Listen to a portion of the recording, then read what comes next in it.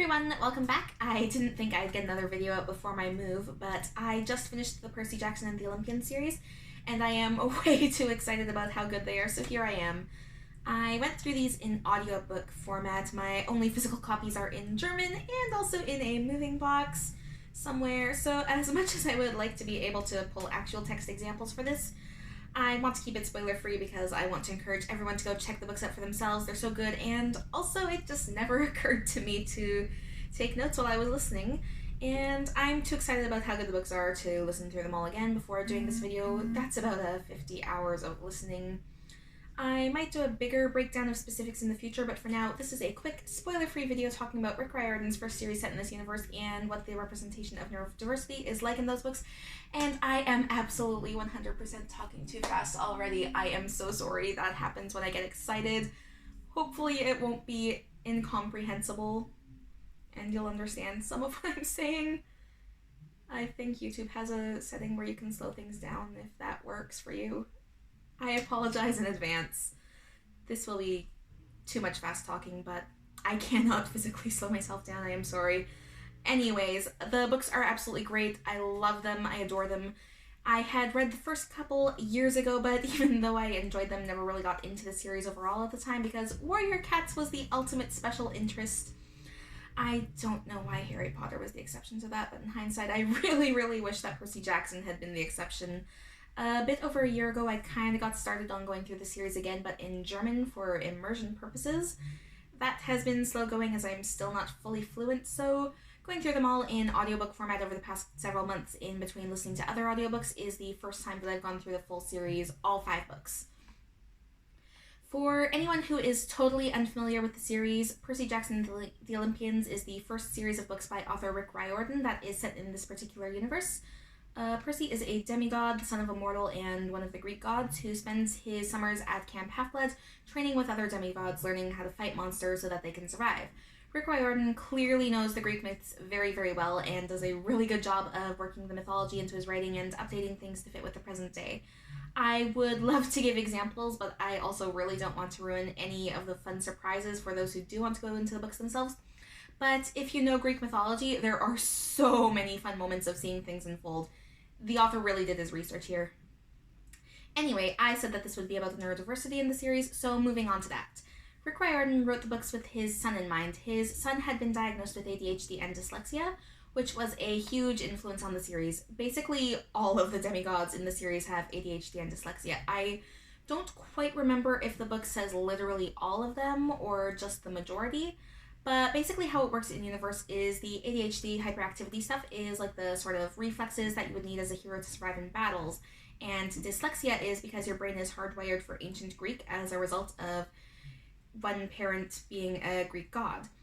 Percy and Annabeth, I am 100% sure have both. They're the two that we see the most of. Grover is a satyr and Tyson is a cyclops, so they are automatically exempt from the ADHD and dyslexia, though I will talk about Tyson a little more later on. Generally speaking, I do tend to be cautious around the neurodivergence and disability at superpowers thing because that is a trope that tends to go into pandering, feel-good inspiration fluff for neurotypicals.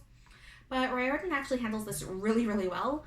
Yes, we see Percy read ancient Greek no problem, but we do also see him and Annabeth genuinely struggle with reading words in English. Sure, the ADHD hyperactivity thing can be life-saving battle reflexes, but we do also see Percy struggle a lot with other things related to ADHD, and especially in later books, it does become clear that ADHD isn't just trouble sitting still.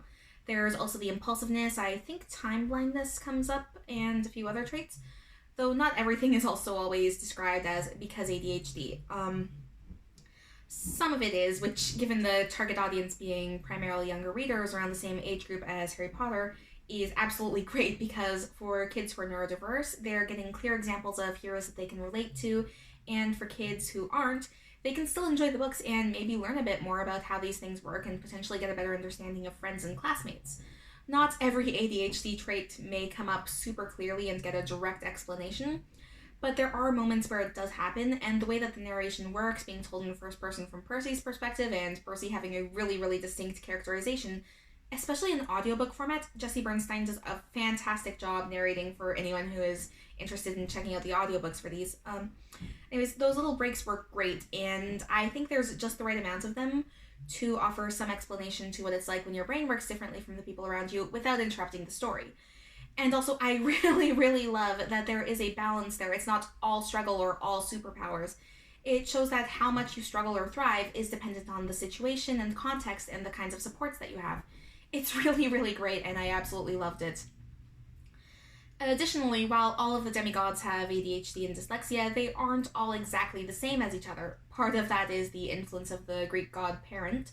So, like, the Athena kids are all super smart and good at strategy, the Apollo kids are healers, archers, and the ultimate theater kids, and that would be my home for sure. More so on the theater end than the healing end. I get a little queasy around blood sometimes. The Aphrodite kids are all pretty and good at makeup. Riordan definitely did the PG version of Aphrodite, which, books are written for younger readers, good choice.